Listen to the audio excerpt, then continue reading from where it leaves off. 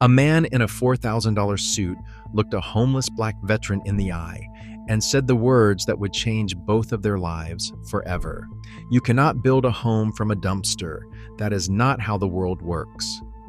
11 months later, a local news crew found a 280 square foot home with running water, solar electricity, and a front porch with 2 chairs, all of it built from a rusted dumpster. So how did a homeless veteran with no money and no tools pull off something that engineers said could not be done? To understand that, we need to go back to where Marcus Cole's story really begins. Marcus grew up in a small cinder block house on the outskirts of Clarksdale, Mississippi.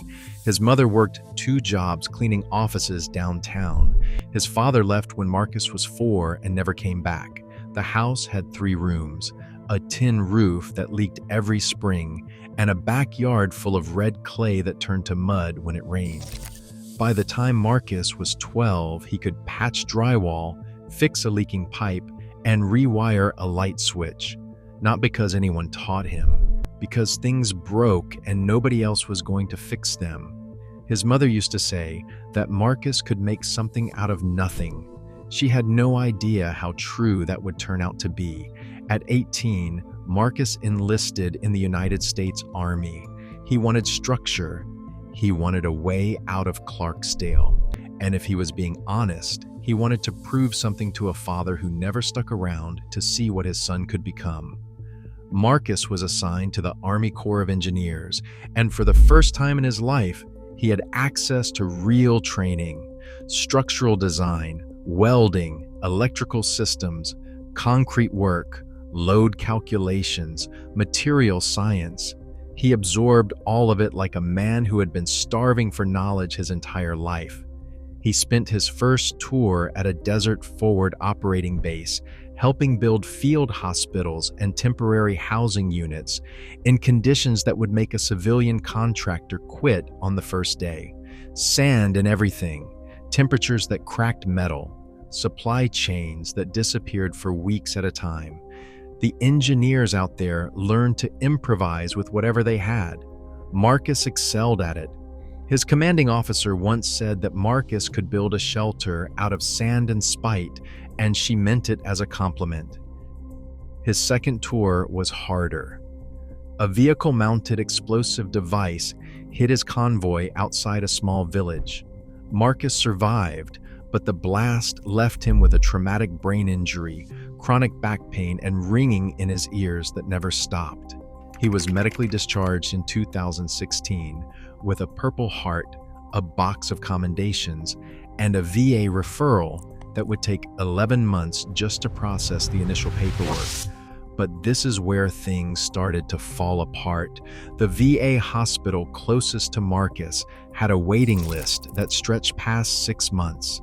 His back pain made it impossible to hold a physical labor job for more than a few weeks. The medication they prescribed made him foggy and slow. He burned through his savings in 4 months, paying for a studio apartment in Memphis while waiting for benefits that kept getting delayed by paperwork errors and lost files. By the spring of 2017, Marcus was living under a highway overpass on the south side of the city. He had a sleeping bag, a military-issue backpack, and a spiral notebook where he sketched buildings and structures to keep his mind sharp. Other people under that overpass drank to forget.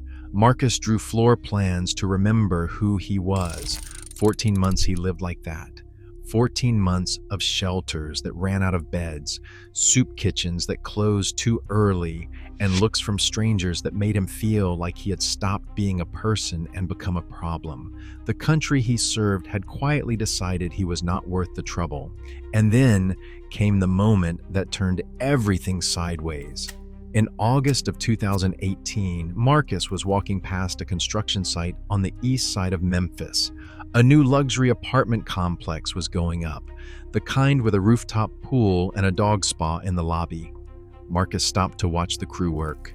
He studied their framing technique, noticed a few mistakes in how they were running the electrical conduit, and found himself mentally redesigning the layout in his head. Old habits. A black SUV pulled up, and a man stepped out. Pressed suit, gold watch, the kind of shoes that cost more than Marcus used to make in a month. This was the developer, the man who owned the project and 14 other rental properties scattered across 3 counties. The developer noticed Marcus standing there and told him to move along. Marcus, calm as always, said he was just watching the build, that he used to do this kind of work. The developer looked him up and down. He looked at the worn boots, the faded jacket, the backpack, and then he laughed. Not a polite laugh, the kind of laugh that is designed to make someone feel small. He said something Marcus would never forget. He said, "What are you going to do? Build yourself a house out of a dumpster?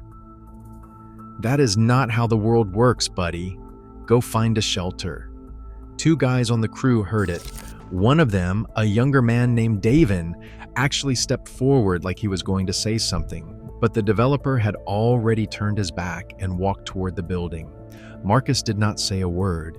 He just stood there for a moment, then turned and walked away. But that night, sitting under the overpass with his notebook open on his knees, Marcus started sketching. Not a house, not a traditional structure, a dumpster, a 40-yard roll-off, the kind you see on construction sites, big enough to hold a demolition crew's worth of debris. He started calculating dimensions, wall thickness, load-bearing capacity, and for the first time in over a year, Marcus felt something he had almost forgotten: purpose. The next morning, he walked 3 miles to a scrapyard on the south side called Hernandez Metal and Salvage. The owner, a man named Ray Hernandez, had a rusted 40-yard roll-off sitting in the back corner of the lot. It had been there for 6 years. Nobody wanted it. The thing was dented, oxidized, and missing one of its rear doors.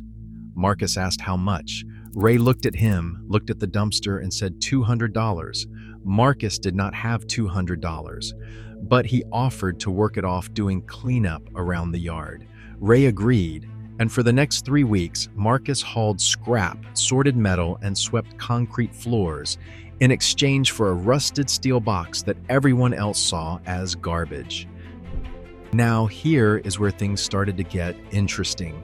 Marcus convinced Ray to let him keep the dumpster on a vacant lot behind the scrapyard while he worked on it. He found an old welding rig at a pawn shop for $60, bought a handful of cutting discs with money he earned collecting aluminum cans, and started cutting. The first thing he did was reinforce the floor. A standard roll-off dumpster has a steel floor plate, but it is not designed to support the weight of furniture, appliances, and a human being living inside it full time. Marcus welded steel cross beams underneath, spaced 12 inches apart, creating a foundation stronger than most trailer homes. Then he cut the windows, 4 of them, 2 on each long side. He framed them with angle iron salvaged from a demolished warehouse on the north side, and fitted them with double pane glass windows he pulled from a renovation dumpster outside a dentist's office that was getting remodeled. But 3 weeks into the window work, Marcus hit a wall. His back locked up, the kind of flare-up that put him flat on the ground for 2 days, staring at the sky, unable to lift his torso without his vision going white. The TBI headaches came back with it. He lost a full week of work, and when he finally got back on his feet, a rainstorm had warped 2 of the window frames he had already welded into place. He had to cut them out and start over with scrap he did not have yet. Most people would have quit right there. Marcus walked 4 miles to a demolition site, talked a foreman into letting him pull angle iron from a pile headed for recycling, and carried it back to the lot on his shoulders in 2 trips. Now, insulation was the next challenge, and this is where Marcus really showed what he learned in the Corps of Engineers. He collected rigid foam board insulation from construction site waste bins. Builders throw away enormous amounts of perfectly good material because the pieces are cut wrong or slightly damaged. finished. Marcus stockpiled enough foam board to insulate the entire interior of the dumpster to an R19 rating, which is better than a lot of apartments in Memphis. Over the walls, he layered reclaimed plywood paneling. Over the ceiling, he stapled reflective, radiant barrier sheeting that he found at a home improvement store clearance rack for $12. The dumpster's original corrugated steel exterior actually became an advantage here. The ridges created natural air channels between the insulation and the outer shell, improving ventilation and preventing condensation. By month 4, word had started to spread. Devin, the young construction worker who had witnessed the confrontation at the apartment site, tracked Marcus down through a mutual acquaintance. He showed up on a Saturday morning with a truck full of leftover lumber and a bag of tools. He did not say much. He just started working. But Devin showing up created a different problem. The noise and activity on the vacant lot caught the attention of a neighbor who called the city about an unpermitted structure. A code enforcement officer showed up on a Tuesday afternoon, took one look at the dumpster, and told Marcus he had 72 hours to stop work or face a fine. Marcus had no permit, no property deed, and no standing to argue. So he did what any combat engineer would do. He improvised. He went to the public library, spent 3 days reading Memphis zoning ordinances, and found a clause that allowed temporary structures on commercially zoned lots with the property owner's written consent. Ray Hernandez signed a letter that same afternoon. Marcus showed up at the code enforcement office with the letter, the zoning clause, highlighted in yellow, and a structural sketch of the dumpster that looked more professional than half the permit applications on their desk. They gave him a provisional pass. It was not approval, but it was enough to keep working. Over the following weeks, more people trickled in. A retired electrician from the neighborhood named Harold ran the wiring. A plumber named Cynthia, who had served in the Navy herself, connected a water line from a spigot on the scrapyard property and helped Marcus install a small hot water heater that ran on propane. A group of students from a local trade school came out for a weekend and helped frame the interior walls.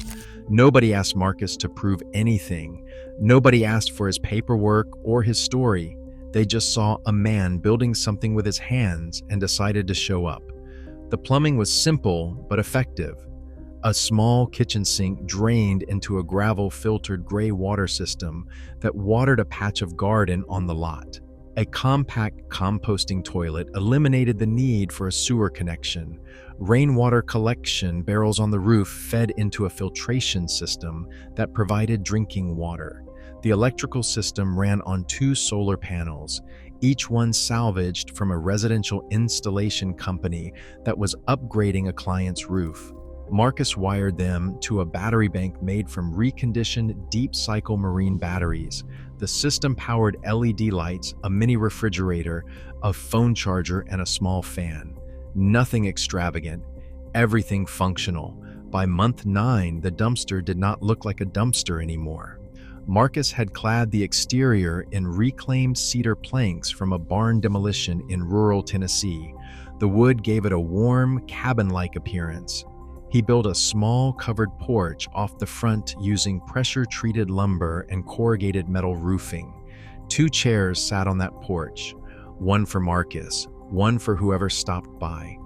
The interior was 280 square feet. A sleeping loft sat above the kitchen area, accessible by a ladder Marcus welded from steel pipe.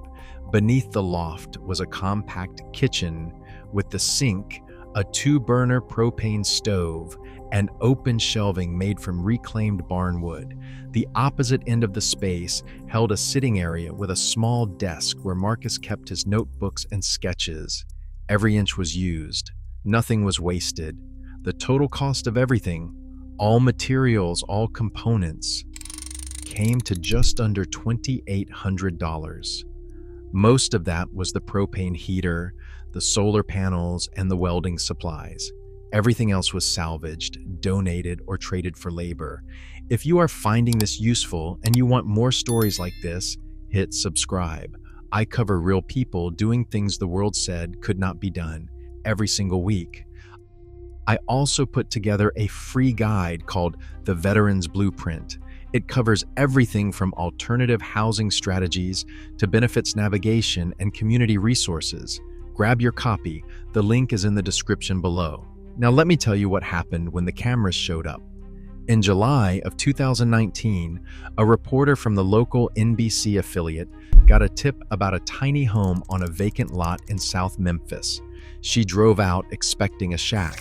What she found was Marcus sitting on his front porch, drinking coffee, reading a paperback novel. The home behind him looked like something out of a tiny house magazine. The story aired that Thursday evening. By Friday morning, it had been picked up by national outlets and shared hundreds of thousands of times across social media. People could not believe what they were seeing. A homeless veteran had built a fully functional home from a dumpster for less than $3,000. And it looked better than apartments renting for $1,500 a month downtown. Comment sections exploded. The video crossed 2 million views within 72 hours. And then came the part nobody saw coming. The developer, the man in the expensive suit who had laughed at Marcus on that construction site. Someone tagged him in the comments under the news story. His name and his company started circulating. People found his rental listings online and flooded the review pages. Local reporters started asking questions about his properties, some of which had open code violations and complaints from tenants about mold, broken heating systems, and ignored maintenance requests. The developer released a statement through a publicist.